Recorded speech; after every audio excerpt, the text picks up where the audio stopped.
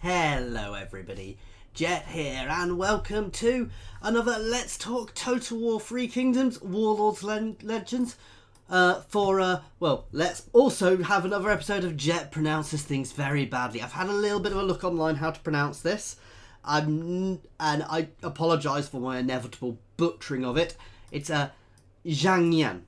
I may just swap over to Zhang Yan, simply because saying it Zhang Yan is probably wrong, and I will try and say it that way. Let me know if it's terribly wrong, but I did have a look online. I'm hoping it's relatively correct, but it's also quite, it sounds daft, it's quite hard for me to say. I think it's one of those words which doesn't quite, as a lot of these names are, they don't quite translate over, so they're a bit very hard to pronounce, because we don't necessarily have letters which do the same pronunciations. As always, guys, big disclaimer. Everything is subject to change, so everything in here could well change by the time the game goes live. I'm also not Creative Assembly staff, so I could also be talking complete and utter rubbish. So big pinch of salt with everything here, guys. So Zhang Yan, the Soldier of Fortune. Playstyle, Soldier of Fortune. Zhang Yan, gun for hire, a man of opportunity. He walks the line between nobility and banditry, always taking the path that best serves him. As an expert in guerrilla warfare and hit-and-run tactics, he excels at ambushes and deception. Well suited to getting himself and his warriors out of sticky situations, he also grants a speed bonus to his troops when moving through forests. So we're back to another very aggressive lord here, which kind of makes sense because we've had the aggressive one at the start with Sun Jian, and then with Cao Cao, and then we had the more middle ground with Cao Cao and Yao Biao. So we're getting back to the more, and we've had another sort of middling one. I'm trying to remember the other ones we've had. So we're getting back to another very military one. So hero class, champion. I assume means he's going to be a very good warrior. Nickname, King of Black Mountain. Who is he? Not much is known of Zhang Yan's early life. Born in Chuyan, in the Chagshan Commandery. I apologise for all of these horrible pronunciations. He was nicknamed Flying Shadow by his men due to his speed, agility and bravery. In 185 CE, Chuyan raided the town of Yingtao with fellow bandit leader Zhang Yuji. Zhang Yuji, that's definitely being pronounced wrong, was killed in the assault. And before dying, he orders his men to take Chuyan as their new leader. In order to honour Zhang Yuji, Chuyan changed his family name to Zhang. Although Zhang Yan's background is one of banditry, making him an enemy of the state, his sole motivation is personal gain, and he will happily integrate into the Han Empire elite if it furthers his pursuit of riches. Because of this, Zhang Yan leads his faction with the idea that loyalty is something always up for negation. Negation? Or negotiate? It sounds... Anyway, at the drop of a hat, he's willing to switch allegiance to the highest bidder. So I think that means negotiation. Particularly if he feels that will help him increase his holdings and control in northern China. Sorry, I've still got a little bit of a cough. It's pretty much gone now, but occasionally I will have to still mute to cough. A man driven by first the power and riches. He believes in words like honour and duty are excuses thrown around by lesser men when they are unable to achieve their desires. Between the light of the civilized Han and the chaos and of opportunity banditry, Zhang Yan straddles the twilight. He sees the carnage wrought by Zhongzhou and wonders how can this be turned to his advantage. To attack the Black Mountain bandits is to invite deception and ambush, as they have mastered the art of war unseen. Yet all the same, Zhang Yan will form alliances and friendships with any who serve his interest, be they highborn or mud-stained. Playstyle. Zhang Yan's rich history of guerrilla warfare and hit-and-run tactics mean he excels at ambushes and deception. He also grants a speed bonus to his troops of his faction moving through forests, as we've already had, meaning he is well suited to getting himself and his warriors out of sticky situations. Above all, Zhang Yan offers some pretty challenging gameplay and is arguably the hardest warlords to play as. The primary difficulty comes from his geographical position, which, while defendable, is hard to break out from, especially when he is surrounded by such powerful warlords as Yuan Shao and Gongsun Zan. Without wife or children behind him, establishing a family and furbishing Zhang Yan's dynasty is also more difficult, with his success highly dependent on finding the right allies. This means Zhang Yan's typically works best as a supporting character in the early to mid game, backing another more powerful warlord with their claim to the throne, while also growing his own strength in the meantime. Then, when the time is right, he can exploit that warlord's weakness and claim power for himself, as his alliances at the outset of a campaign are yet to be defined. With that along comes a stronger degree of freedom to choose whose claim to the throne you wish to support. This fluid view on allegiances also means that Zhang Yan's faction is the only one able to engage in diplomacy with the Yellow Turbans, thanks to his connections afforded him by his new unique Black Mountain hideout.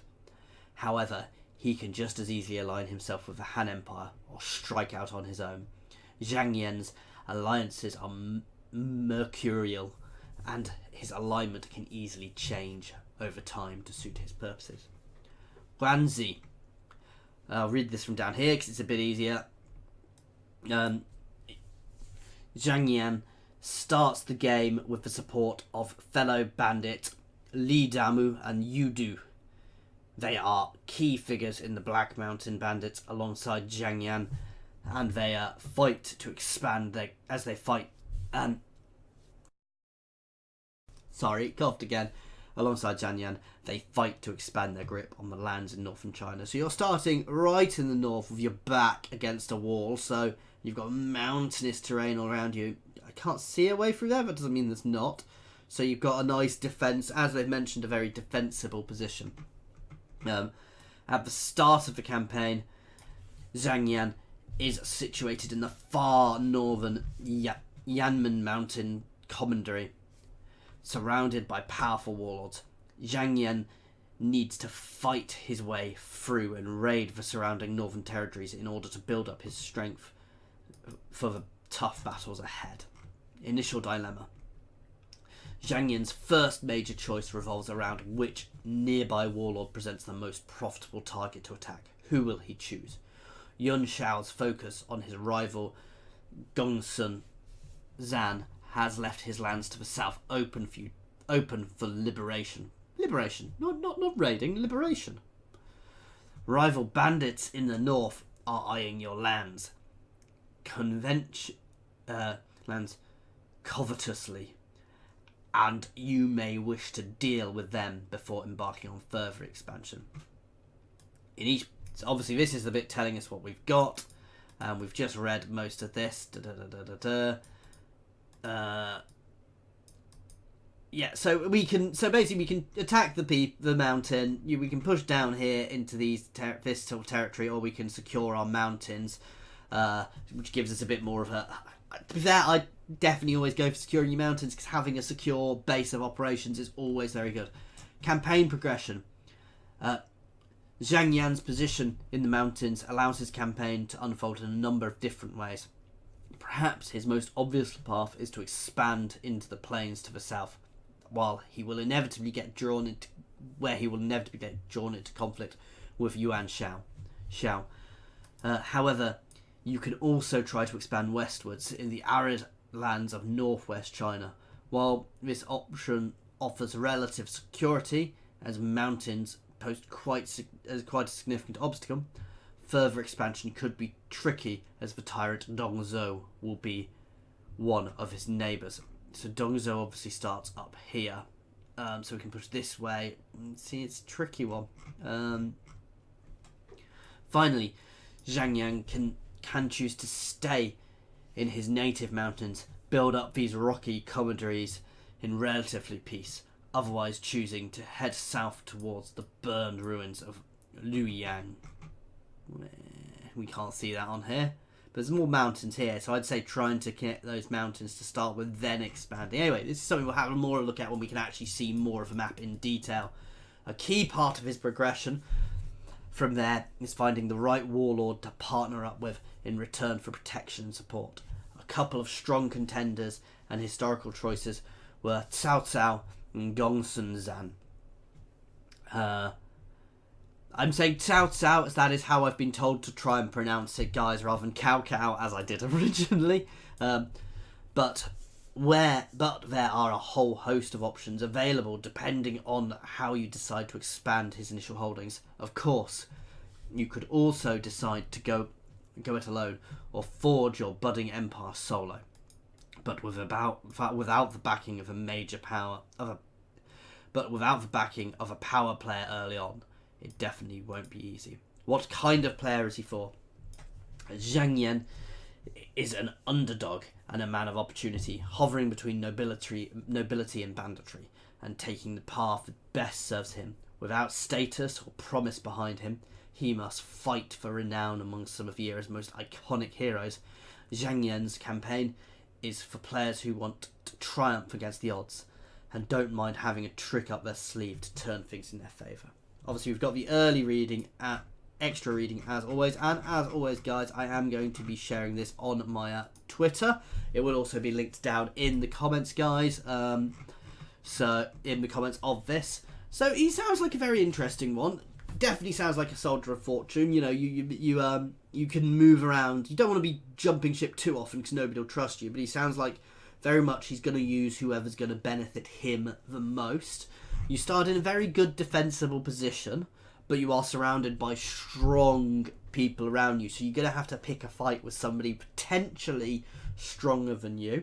And actually this, with all the stuff we had recently on vassals, he might be one of the factions where actually, once you've secured your mountains, choosing to be, you know, if you expand through the arid plains, then become a vassal of Dongzhou, you know, at which point you may be able to pursue, he will give you some support, so you may be able to use that to expand elsewhere, though that wouldn't be the chief option for me, obviously. That would be if you're really struggling.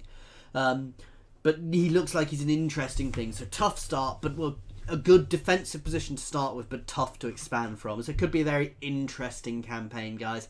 Anyway, let me know what you think down in the comments. As always, please feel free to comment on my atrocious pronunciation in the comments, or what you think of Zhang Yan, or Zhang Yan, whichever is closer to the actual pronunciation. Or jump over to my Discord and say hi. There is a link to my Discord in the comments and the description, as well as links to my Twitter, my Patreon, and my affiliations with Fanatical, where you can get free kingdoms, and with Overclockers UK, where you can upgrade your PC parts, guys. As always, thank you very much for your time.